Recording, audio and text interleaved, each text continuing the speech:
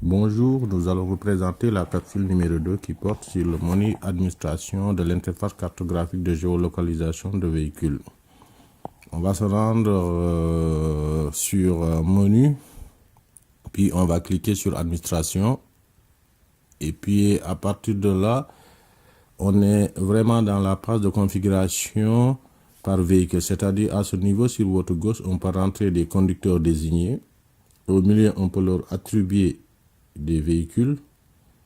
Et puis sur votre droite, on peut leur attribuer des responsabilités. On va commencer par ajouter des conducteurs.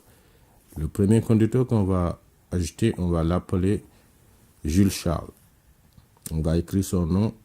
On va cliquer à ajouter. Voilà.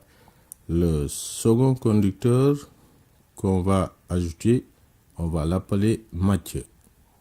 On va écrire son nom, puis on va cliquer sur ajouter. Le troisième conducteur qu'on va ajouter, on va l'appeler André.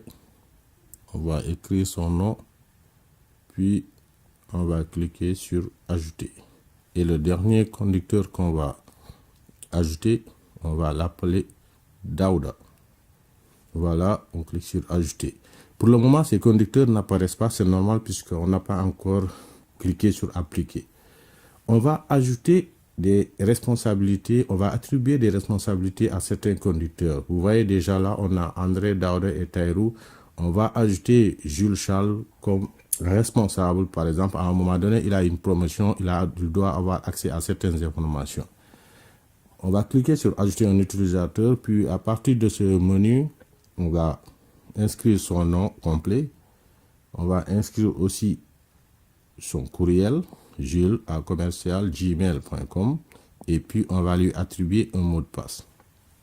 Voilà. Par rapport à l'accès au module Orca, si on décide de lui attribuer toutes les responsabilités, bon, on va cocher sur tout. Vous voyez, tout est coché. Et puis on peut décider de lui attribuer une partie des responsabilités, comme là, historique, entretien, la visualisation de rapport V2 ou l'accès au survol en temps réel. Voilà, on va cliquer sur ajouter. Et puis vous voyez, la mise à jour se fait maintenant automatiquement. Vu qu'on a cliqué sur appliquer, Jules Charles est là.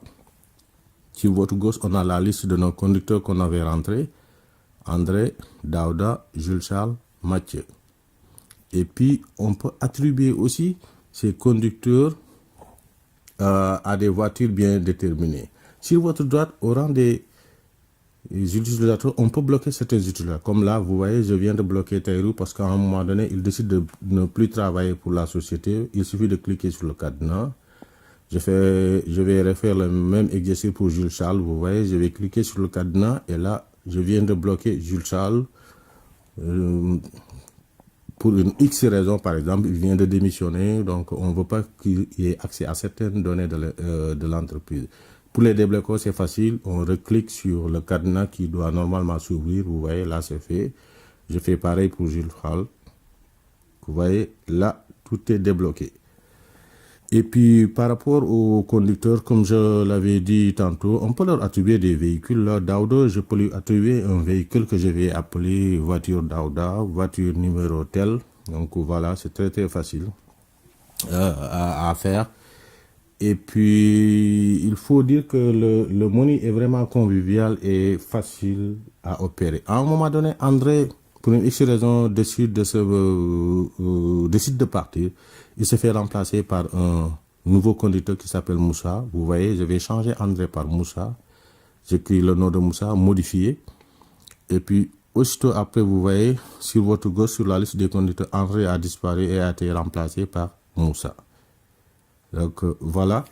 Et puis, c'est vraiment, tout est pensé d'avance afin que l'interface soit vraiment très, très simple à utiliser. Vous voyez, on va revenir sur le cas à Gilles. Par un simple clic, on peut attribuer des responsabilités, en choisir certains. Donc voilà, on clique sur modifier.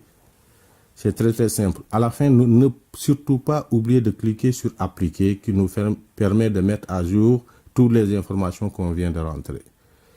Voilà, c'est la fin de cette seconde capsule. Au niveau de la capsule numéro 3, nous aborderons le menu configuration. Merci.